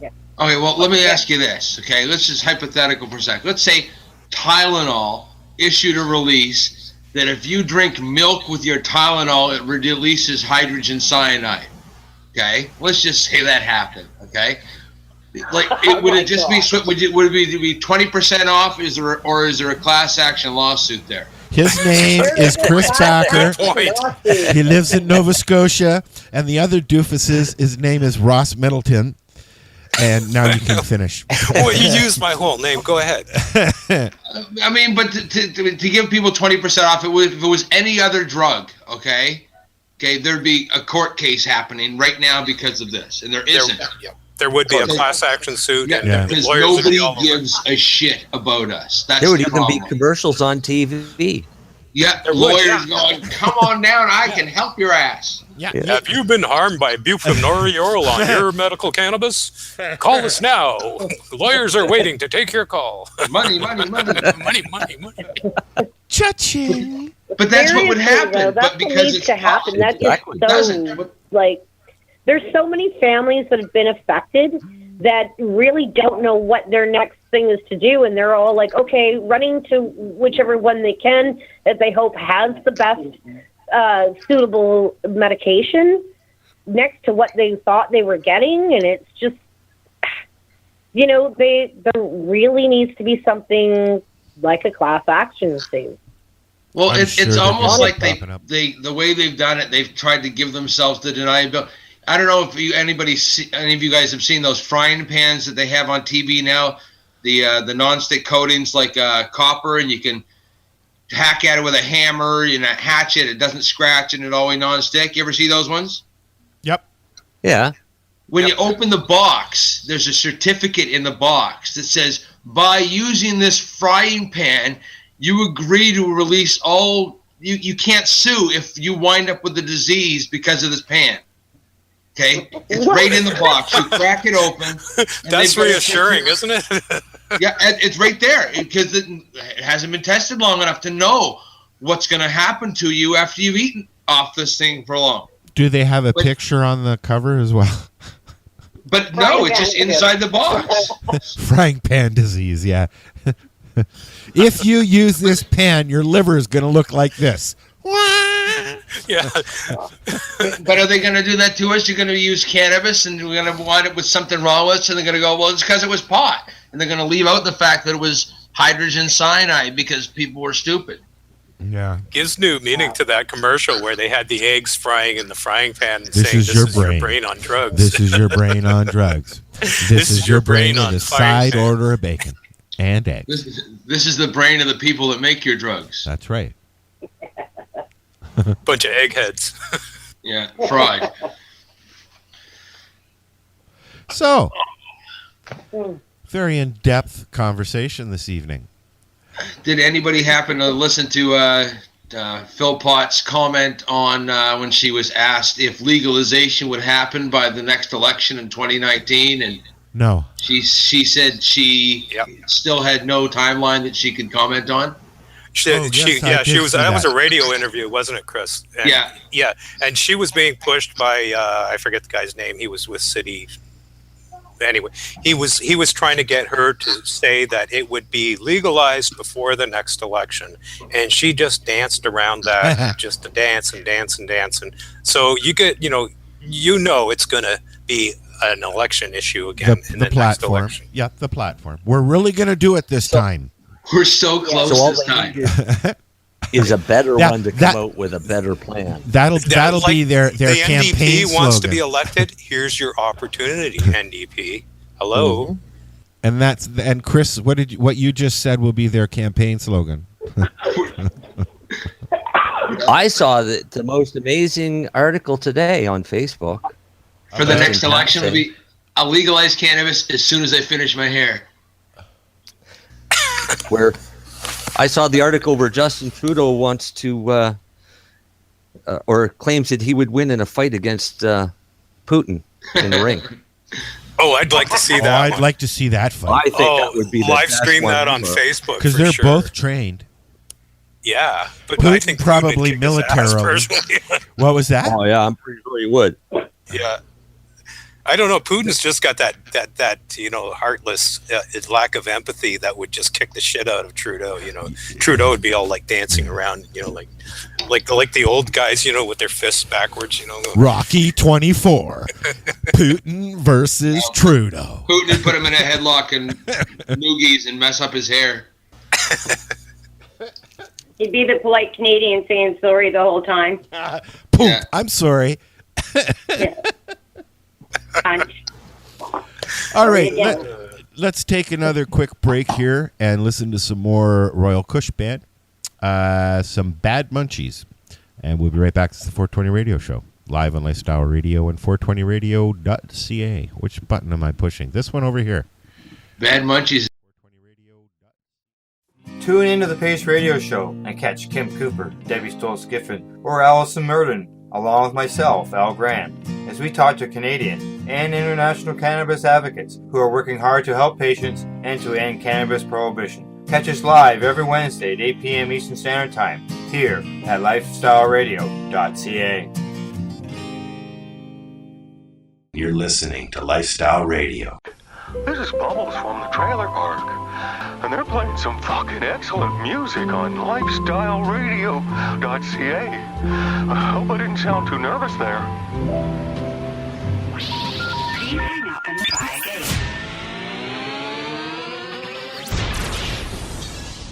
You're listening to Lifestyle Radio.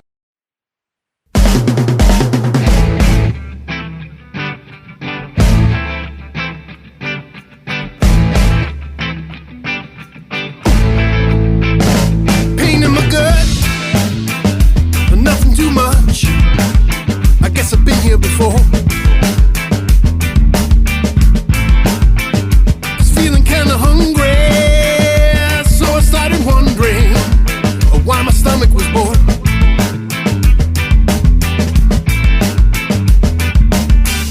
I know I ate at supper time. I had a 20-ounce steak and a box of wine. Well, it could have been the hot box that we had in the car. I didn't even think I was hungry, but I ate a bag of chips in the dark. Eat what I find, bad munchies.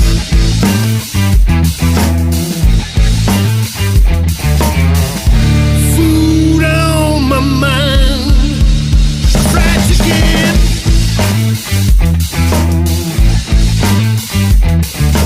When the bowl is gonzo, I'ma have a ponzo. Wake and bake, in the morning like Alonzo. Me and Mary Jane are Lone Ranger and Tonto. She comes to my rescue when she's holding a taco. After a blaze, White Widow and Warlock. I'm too dead to drive and I'm stuck like a doorstop. I'm out in the yard, barbecuing a pork chop. I'm so parched and I'm dying for more pop. Storm chips and warm hits. From the bonger nail, it's getting me tore quick. Won't be long before I'm hitting the store. It's what I do before smoking, eating some more shit. Call Bud Buddy for new green, that's the routine. Ask what I need, my bud it is blue dream. My blood it ain't too clean, now running for poutine. The weed in my bag is the only weight that I'm losing. Eat what I find, bad munchies.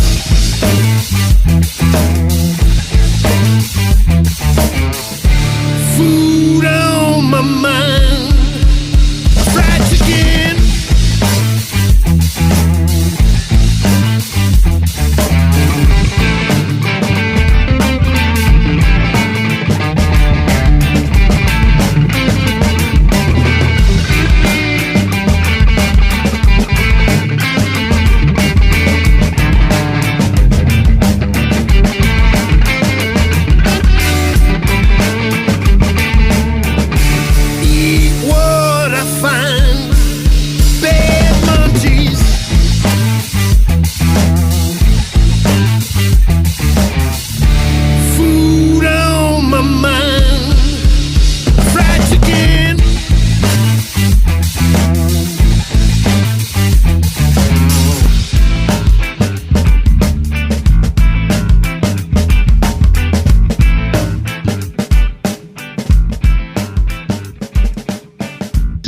We can take out that clip and email it to her. We could right now. This is the 420 Radio Show.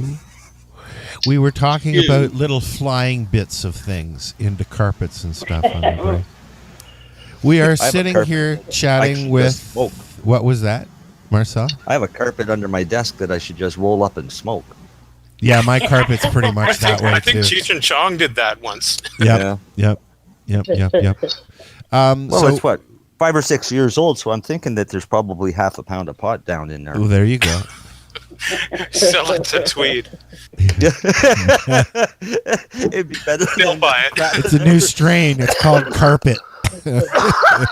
Carpet fluff. There you go. New strain for you. New strain, yeah. go with all those other fancy names they use. So we're in the last 30 minutes of the show, and we've been chatting with Cheryl T Rose and her cohorts over at the Hayley Rose Foundation. Do you want to actually introduce them? I don't think we actually said who they were. Or yes, you did. Did we? Will you remind me? Yeah. We did, but it wasn't very long, and I'm Crystal. Yeah. I'm Al. Crystal Symphony, and I am the treasurer / secretary, part of the board of the Hayley Rose Foundation. Hi again. Hi. Yeah. And we also really introduced. one thing that we've touched base on, but what exactly does the Hayley Rose Foundation does? Well, various things. Various things.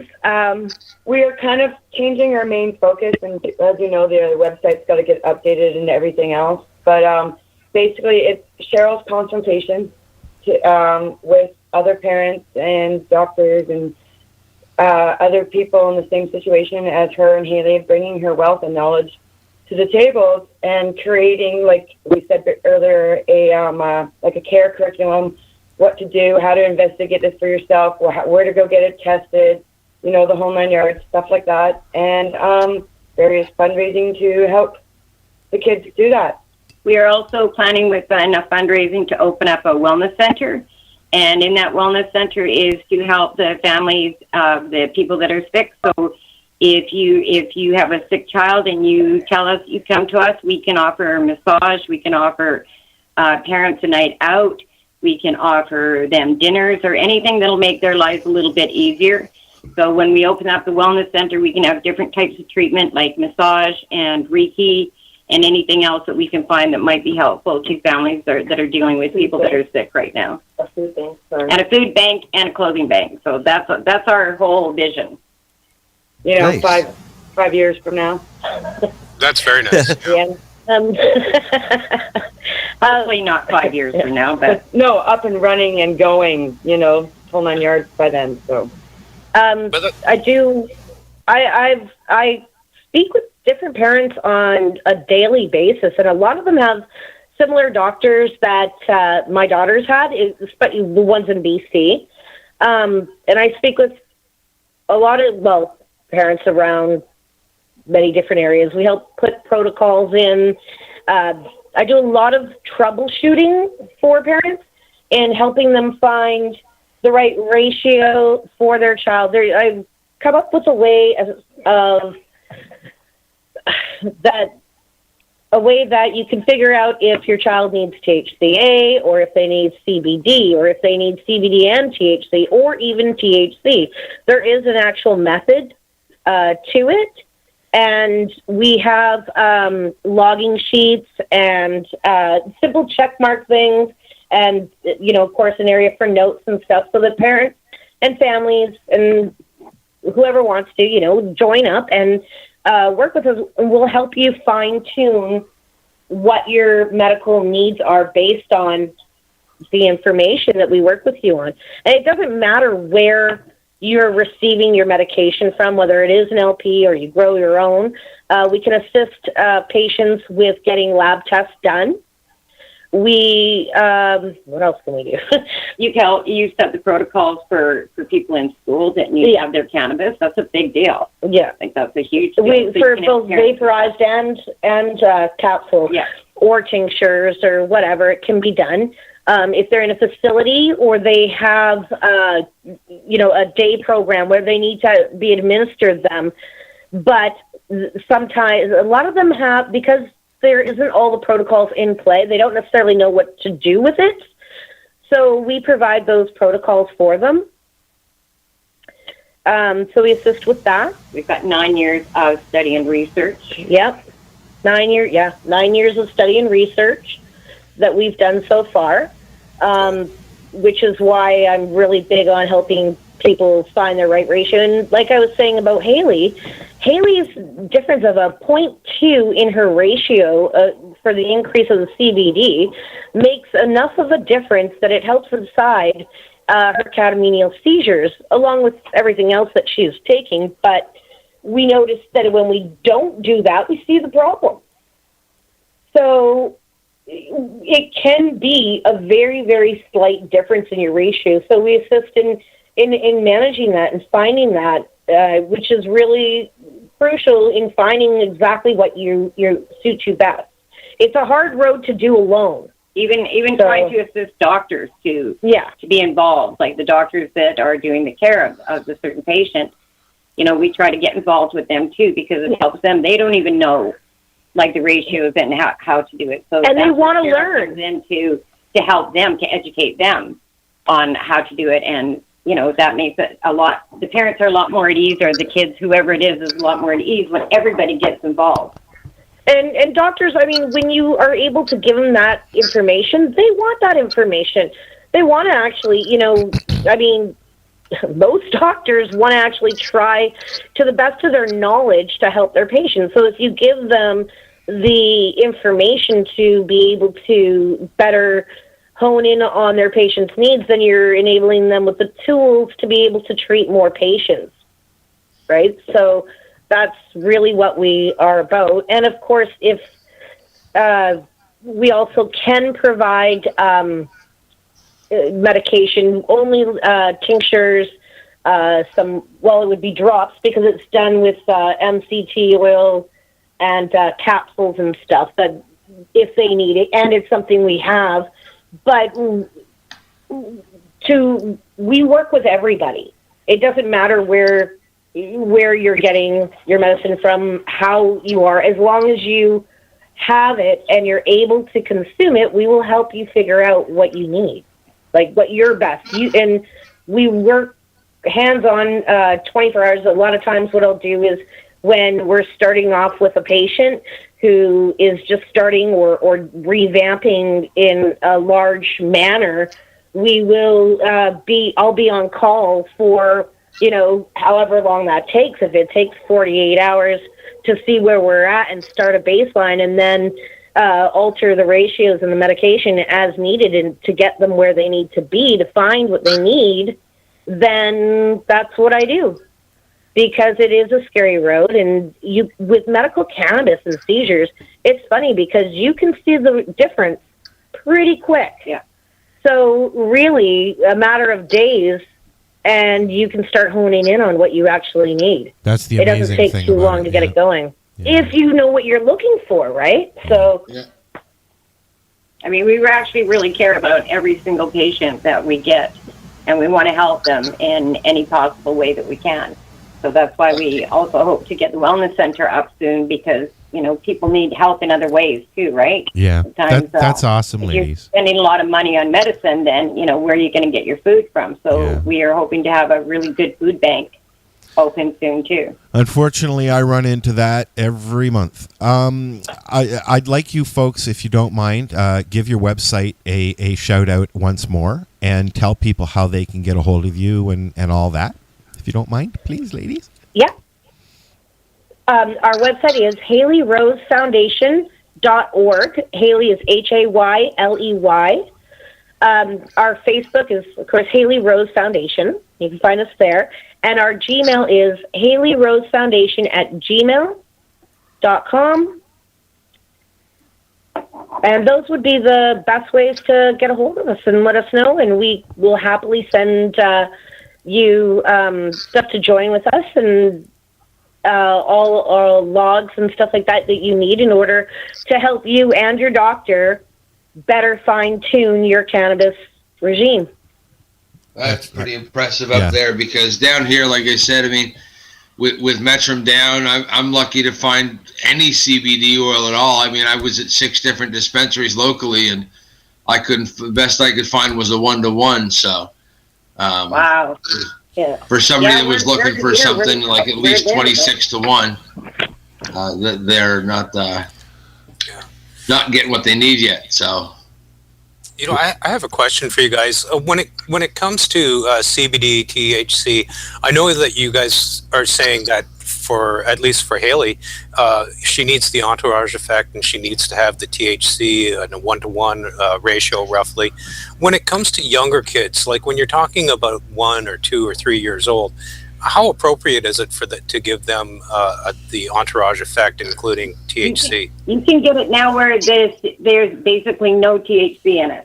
Yeah, but I mean, everyone's different. They do need different things. But when you're looking at babies and that, they don't look at the THC as a factor. You also have to look at how low and small of dosing you would start with, and you would start with a very high CBD where there's little to no THC. But you still want an entourage effect of the other cannabinoids, but that you would want them very small.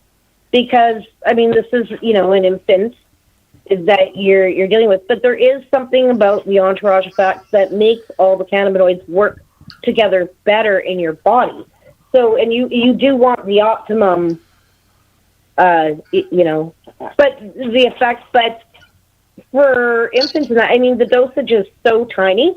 I know that when I've got a concentrate and when you dilute it enough, you're not going to find the very, very small ones in that mix. So. Right. I know they're starting to isolate like THC-A. Yeah. And making a pure form of THCA, and I know that is not psychoactive, so that might be another option because it can still metabolize. THCA is one of the options that you would use and could utilize for when you're looking at seizures.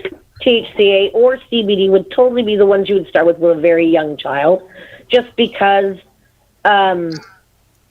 with a really young child it might be more difficult to see any of the THC effects, and you wouldn't necessarily want to have those psychoactive parts.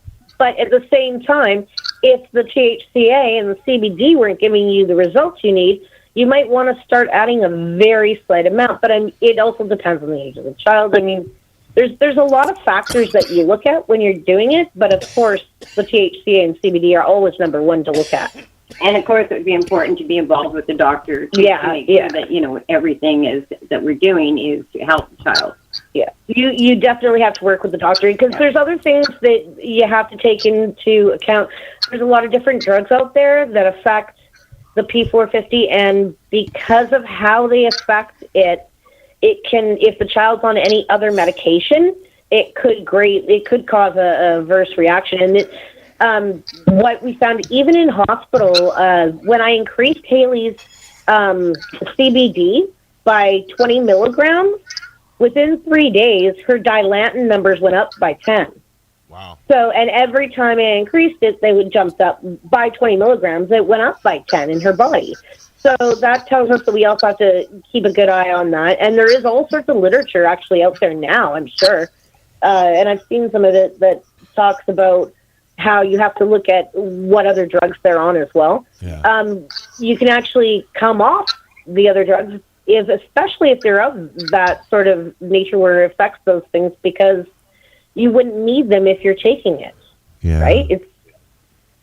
So it would be way better to go with the natural way, right? We could fill another couple hours on this subject for sure, but I wanted to give Ross a few minutes to talk about what he's got going on over at the old BMA homestead. Where was that? I don't understand. The BMA homestead. BMA homestead. You're okay. Put me on the spot. Basically, BMA Hydroponics is donating space to our nonprofit, the Canadian Therapeutic Cannabis Partners Society, and we're putting in a doctor's office, and we're basically offering doctor consultations, and the doctors will be signing for home growing, and that's our specific focus is on home growing. However, if you want to use your document to access a licensed producer, you can do that too. So we have struck a deal with a consulting company that's going to provide us a dedicated doctor every Monday if we want, and to do anywhere from 10 to 15 people every Monday, and get them signed up for home growing. So hopefully Health Canada is going to be hiring the staff they need to process these applications, because we're about to increase their workload. Right on. And compete with those clinics that aren't signing for home growing, and that has gone on for far too long. Yeah, that's disgusting. If I had a clapping sound effect, I would hit that right now. Thank you. Al had the clap, he'd give it to you right now. Yeah, if I had the clap, I'd give it to you right now. I already got the clap from Al last year, so. You weren't supposed to tell anybody, man. The gift that keeps giving. You just outed me, man. Shame on Everybody you. needs a little applause. Yeah. What really happened was he handed me something in the form of dubage, and I rolled it, and it tastes really good, so I clapped. There you go. Right on. And I got the I get really, really, really excited sometimes. And you know how when dogs are happy and they're hope. Yeah. Except for you, Crystal. I know. I know. I'm trying to describe it, but it's hard to describe. Give her a treat. Rub her nose and give her a treat. Yeah. So, Chris, what do you got going on out there, out there, you know, by? See, Maritimers Unite for Medical Marijuana has got our AGM tomorrow. Just our annual general meeting. Redo the board, have an educational component. I'll be doing a bit of a grow class. We'll talk about what's coming up for this year, coming up for the new Harvest Fest and the Cannabis Cup, and what's going to be going on with that, and looking for our volunteers and members to give us a hand with that. And Sunday I've got a cooking class I'm doing at one of the shops in Dartmouth called Higher Living Wellness Center. Do a class there, show people how to make some medicated Rice Krispie squares and how to dose them out so they can get what they want for their daily dosage. Oh, cool. So they won't end up in a coma. Hey, there's a voice or they can if they want to. If they want, yeah. There you go. I'm not here to judge. There you go. they're in a safe space with Chris is an equal opportunity baker. Exactly. What do you got going on, Marcel? I never get to stop. There you go. So that's that. We're just still working on clinical trials and collecting data. Yeah. I see by the Facebook post, Marcel, that the people that didn't get what they wanted in the beginning, that got it now, are much happier. Oh, yeah. It makes a big difference when you get the real medicine versus the placebo. But that's what makes our trials... As opposed to nothing. Yeah. But that's what makes our trials so much different than a pharmaceutical company. I bet you he chose people he didn't like. No. Basically, it's first come, first serve. Yeah. But anybody that was on phase 1 and had the placebo, then they were actually sent the actual medication afterwards. So everybody gets to try it. And they were very happy from all the posts that I read on Facebook. So, congratulations on that. Thank you. I've been living off of this stuff since June, and to me, it's freaking awesome. Yeah. Very cool. But I'll be leaving Facebook this weekend for an undetermined amount of time because I've got a rather large project I have to work on. So Facebook is a distraction for me. He's walking down the hallway with his book in his face, trying to read, and all of a sudden he hears a ding ding. He has to run back to the computer to check it out. Who's that? Out comes the phone. Yeah. So you can waste a lot of time arguing with idiots on Facebook. Absolutely. And I don't have that time to waste, so it's easier for me just to log off of Facebook for the next little while and get my crap done. Because he does not have the stamina to say no. You know what? In all honesty, he has to shut it off. Is I can't say no. Yeah. So the only way I'm going to be able to say no is never to see the question and not be there. Okay, so anybody who's listening that wants to get a hold of Marcel, message me. Can't. I will text him. Yeah. Message us and we'll give you his private phone number. There you go. Give him his text number. Yeah. I don't need the advertising. They can reach me through email at from the cannabis.ca website. Yeah. How's that? If people want to get a hold of you, they will. Ladies, thank you very much. It's always a pleasure to talk to you, Cheryl. And it's Yes, you guys too. very nice to meet the other ladies there. Thank you. Yes, thank you. I wish you luck in your endeavors. Thank you very much. Yeah. We've got one more song from the Royal Kush Band intro, and then we out of here. The intro for the exit. Yeah, we're gonna kick everybody out now. The bar is done. Last call. Last call for Chris and I are going to hang around and finish our drinks. Yeah. There you go. Terrabender. We're from Nova Scotia. We drink more. Is that what it is? Well, we certainly don't drink any less. So that's right. We're gonna take leave, and we'll be back next week with who or what we don't know yet, but we will be back. Peace out. Come on, say it, Chris. Peace, love, and happy shit. Good night, everybody. Bye. And I'm Good night. I'm Night. sorry What are you sorry for? because I'm Canadian. Oh, okay. We're all sorry. Good night, Cheryl. Good night, Good Cheryl. night. Thank you, ladies. Night. Good night. Following is a public service announcement from the Canadian Therapeutic Cannabis Partners Society. The Canadian Therapeutic Cannabis Partners Society is a non-profit organization dedicated to ensuring improved access to therapeutic cannabis and cannabis byproducts in Canada. With a federal government that has committed to legalizing cannabis, we feel it is our duty to ensure that the medicinal use of cannabis doesn't get lost in the process and that there are clear distinctions made between the medicinal and recreational use of cannabis. It is our mission to ensure that government regulation doesn't get in the way of a sick, disabled, or terminally ill person's right to use or produce this amazing natural health product. If you would like to get involved, you can contact us on the internet. www.canadiantherapeuticCannabisPartners.com. On Facebook, CTCP Society. Or search Canadian Therapeutic Cannabis Partners.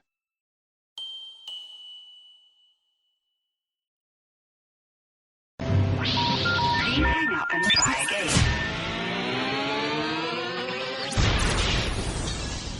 You're listening to Lifestyle Radio.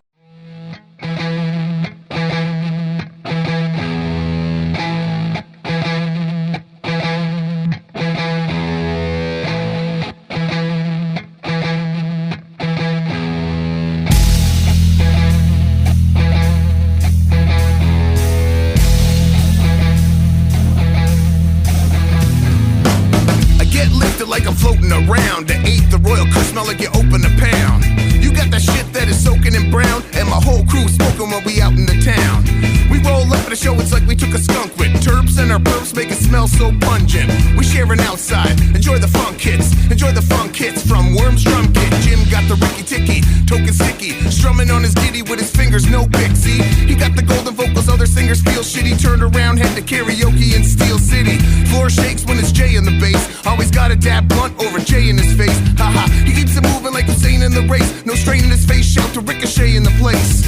Worm drops with the kick and the snare. Makes me wanna get down with the rip and the tear. When the shirt comes off, rhythm sections beware. Ray-Bans on his face and he used to scream, yeah! Royal Kush in the place to be. Royal Kush in the place to be. Royal Kush in the place to be. Royal Kush in the place to be. Sing it with me. Royal Kush in the place to be. Royal Kush in the place to be. Everybody. Royal Kush in the place to be. Royal Kush in the place to be. Royal Kush in the place to be. Royal Kush in the place to be. Royal Kush in the place to be. Royal Kush in the place to be. Yeah, Royal Kush wants to thank Mark Scott at Smashbox Studios for recording our shit, making it sound so good all the time. I want to thank Jim, JT, and Carlin. I'd like to thank our girls Rhonda, Tiffany, Sherry, and Brittany for sometimes being the only people at our shows. Shout out to Rob Lee and Carolyn Chrysler for always popping up at our shows. Shout out to 420 Jess from Pharmacists in Halifax for putting us on PCs back in the day. Shout out to Jonas Coulter for putting us on Evolve Festival. Shout out to Marijuana for Trauma for hooking me up.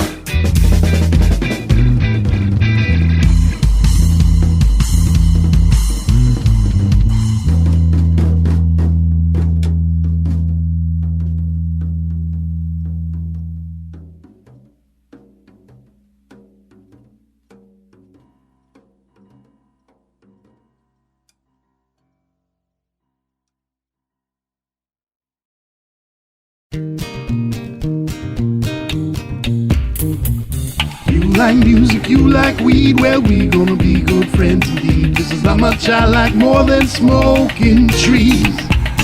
They'll make you dance the do-si-do and teach you how the chiba grows. Smoke a bowl on the 420 radio show. On Lifestyle Radio. So what are you doing? Nothing. Why not? I'm trying to get on this Lifestyle Radio website. Sounds like a cool